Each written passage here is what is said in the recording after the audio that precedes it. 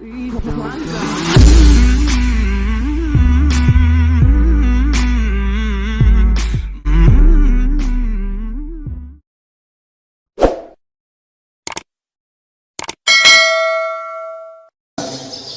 ulama-ulama tadi yang saya sebut tadi. Bahkan pernah lama sekali ulama Indonesia itu jadi master di Arab Saudi, yaitu Senawi Banten. Itu kalau orang sana bilang itu Sayyidu Ulama Il-Hijaz, top-topnya ulama Mekah Madinah, padahal beliau orang Indonesia dan dimakamkan di Ma'la, itu dekat makamnya Sayyidah Khadijah karena sangat dihormati.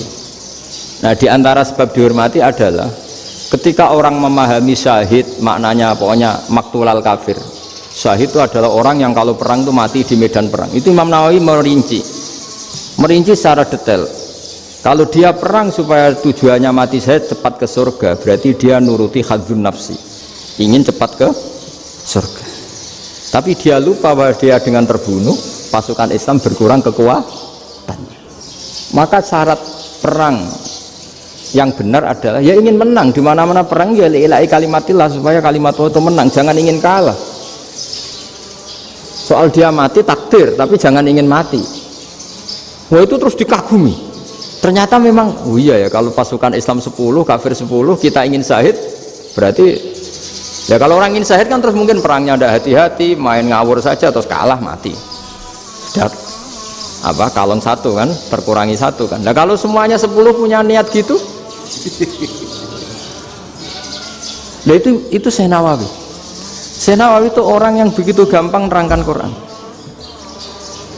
Bahkan ketika orang Arab kesulitan ngartikan famathaluhu kamathalil kalbi intahmil alaihi yalhas atau tatrubuna yalhas, orang tomak itu ibarat kayak anjing. Anjing itu kamu kasih makan ya tetap melet, menjulur-julurkan lidahnya, kamu ndak ya ndak.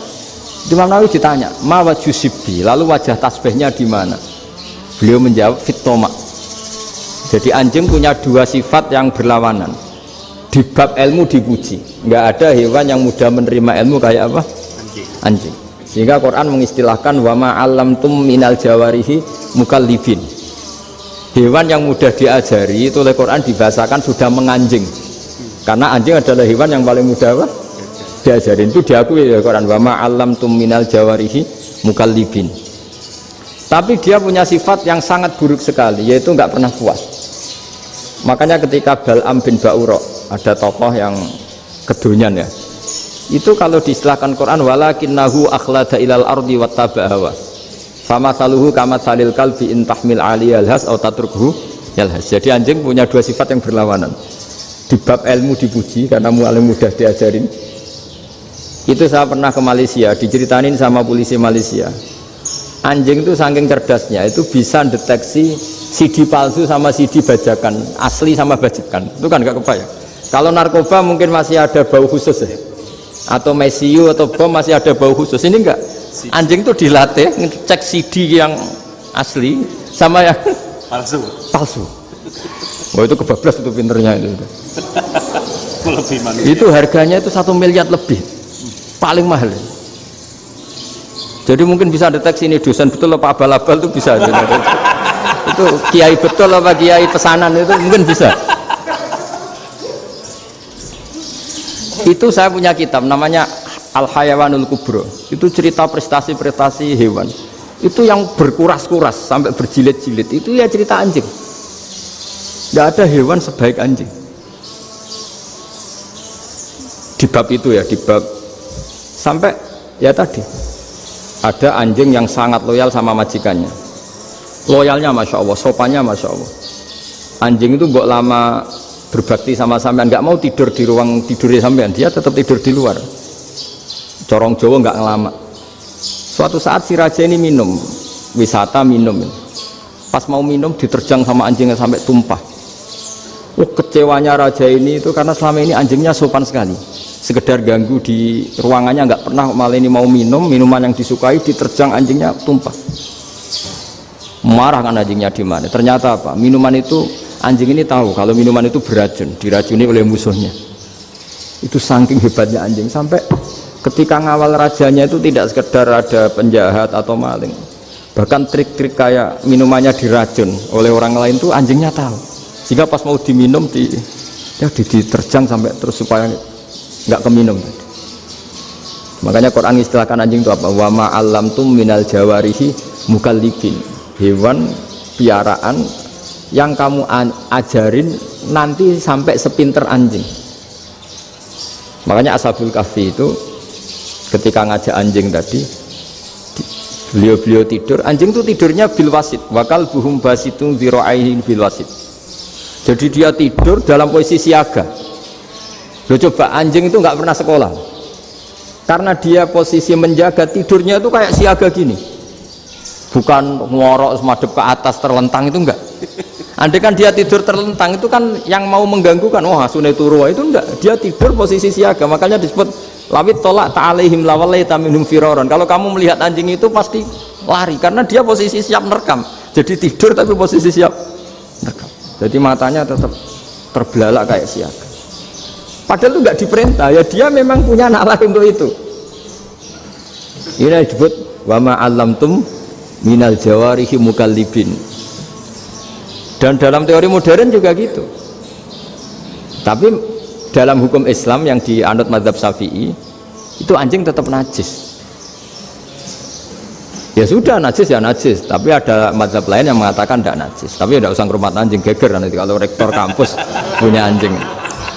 Tapi ilmu itu bagus untuk kelangenan kadang. Andai kan tidak ada mazhab Malik, maka kita kesulitan menceritakan Ashabul Kahfi yang hewan piaraannya itu anjing. Tapi misalnya anjing disucikan, kita juga nanti susah menjelaskan hadis Nabi malaikat itu tidak masuk rumah yang di situ ada apa? Anjing. Maka ilmu itu, makanya kata Imam Sa'roni, sebagian ilmu itu memang kelangenan, tapi nggak boleh jadi praktek. Tapi harus ada. Misalnya begini, contoh paling gampang. Api dalam mazhab Syafi'i kan alat pensuci hanya dua, air dan tanah. Ya saya ulang lagi, air dan tanah, yaitu tanah untuk mensucikan najis anjing. Imam Abu Hanifah menambahkan api. Mazhab Syafi'i itu agak kesulitan ketika ada batu bata dibikin dari tanah-tanah yang bercampur kotoran. Mazhab Syafi'i akan kesulitan karena di situ ada najis yang jadi materinya bata. Hukumnya gimana kalau nanti dipakai masjid? Tapi barokahnya ada beberapa mazhab. Abu Hanifah mengatakan dan api. Jadi apa tadi, air, tanah, api. Alasannya masuk akal. Ketika usatul mukminin, orang-orang mukmin yang ahli maksiat itu sebelum masuk surga, kalau dia dosanya banyak itu dibakar dulu supaya suci. Emas itu untuk memisahkan dengan materi lain juga harus dibakar. Berarti api termasuk alat. Artinya gini, batu bata yang materinya dari tadi najis sekalipun ini menjadi suci karena ngalami pembakaran. Tapi kata Imam Sa'roni, ilmu ini hanya sebagai ilmu. Jangan sampai kalau kamu mau wudhu gak ada air terus membakar diri, lah ini ribet kan. Jadi ilmu itu sebagian memang untuk kelangenan, karena kita butuh.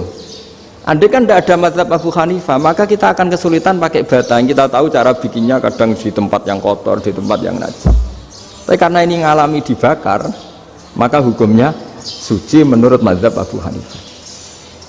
Dan itu sering ulama itu sampai apa? Saya punya kitab fikih namanya Fardul Masail. Pengandaian ada masalah, jadi masalah itu belum terjadi tapi diandaikan. Misalnya kayak di Texas, bumi itu bulat bola. Texas itu kalau dibor itu pas Ka'bah. Lalu kiblatnya di mana? Bumi ini kan hanya rubuk-rubuk seperempat, yang ada arah itu seperempat. Tapi kalau Ka'bah itu sama Texas, atau Texas dengan Ka'bah itu lalu kiblatnya mana? Mau sudah bebas arah. Maka ilmu mengatakan maro'ahu muslimuna hasanan fawa indawa hasanun. Kamu jangan nuruti ilmu hakikat, tapi nuruti mindset. Kalau mainstreamnya orang banyak seperti itu, mindsetnya orang sana misalnya Ka'bah sana, ya ikut sana. Tapi ini tidak mewakili hakikat, karena kalau yang 380 derajat itu kan terus ribet. Makanya ini kesulitan di bab-bab fikih. Ya saya ulang lagi, kesulitan di bab-bab fikih. Makanya fikih itu selalu bicara, misalnya gini, ada orang sholat, saya ulang lagi, setelah salam pertama dia kentut, itu sholatnya batal apa enggak? Itu lama berdebat. Yang dikatakan rukun sholat itu salam pertama, sehingga orang kalau sudah salam pertama maka sudah keluar dari sholat. Maka kalau kentut gak apa-apa, wong yang keluar dari sholat itu salam pertama. Tapi lalu pertanyaannya, kenapa Nabi salam 2 kali, lalu yang kedua gunanya apa? Ribet kan, partai ini kalah pasti kalau ditanya gitu. Tapi kalau ditanya dibalik, sholat itu satu ibadah yang dimulai dengan takbir, yang diakhiri dengan salam. Berarti salam pertama itu pengakhir apa nunggu salam kedua? Pertama, di semua ulama bilang salam pertama. Kalau salam pertama sudah pengakhir, berarti pembatalan setelah itu nggak punya efek, nggak punya akibat. Itu kan ribet, debat fikih itu memang ribet. Fikih itu memang senam otak, karena pertanyaannya mirip-mirip seperti itu. Nah, sampean milih mana? Milih salam pertama apa salam kedua? Pasti ulama milih salam pertama. Jadi anehnya fikih itu di situ. Misalnya orang mati, takbir itu berapa kali? 4 kali. Andai kan takbir 5 kali itu batal apa enggak? Satu ulama mengatakan 5 kali itu batal, karena rukunnya sholat jenazah itu takbir 4 kali. Berhubung ini rukun, kalau nambahi ke 5 berarti menambahkan rukun. Kayak kamu sholat rukuk 2 kali kan batal, sujud 3 kali batal, karena menambahkan apa? Rukun. Berarti kalau takbir 5 kali batal. Tapi pertanyaannya, takbir itu adalah wiridan biasa, sehingga kalau ditambahkan nggak punya akibat, batal. Jadi perdebatan ulama itu kadang ya lucu. Kayak kemarin Pak Haris pas pertama bertamu ke sini mau ngundang saya, tak ceritain. Dulu sholat jenazah itu pasti mayat di depan, karena lazimnya sholat jenazah itu mayat di depan. Tapi mulai dulu ulama sudah berpendapat, andai kan jenazahnya di belakang pun tetap sah. Fa'innal janazah laisat bi imamin, karena jenazah itu tidak imam. Kenapa harus di depan? Oh, tidak imam kok harus di depan. Itu mulai dulu. Sehingga ketika Arab Saudi pernah mengalami tragedi, ada orang yang dibungkus kayak mayit, ternyata senjata. Setelah di dekat Ka'bah dipakai. Dulu tragedi tahun berapa itu?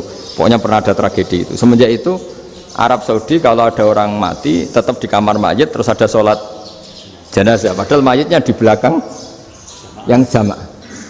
Jadi meskipun kita tidak akan bikin ajaran baru jenazah di belakang, ya tidak keren, kasihan kan, tetap biasanya di depan ya di depan. Tapi meskipun jenazah ini di depan, kita tetap berpendapat andai kan di belakang tetap sah, tapi nggak usah dipraktekkan. Nah, pentingnya ilmu ini begini, saya misalnya di Rembang, boleh nggak nyolati ghaib jenazah yang di Surabaya?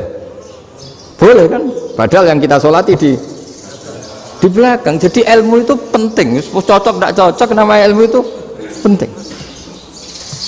Terus ada gini lagi pertanyaan di fikih. Memang saya sengaja akan ngaji fikih. Kalau ngaji intelektualitas orang Muhammadiyah juara lah. Tapi ini ngaji fikih.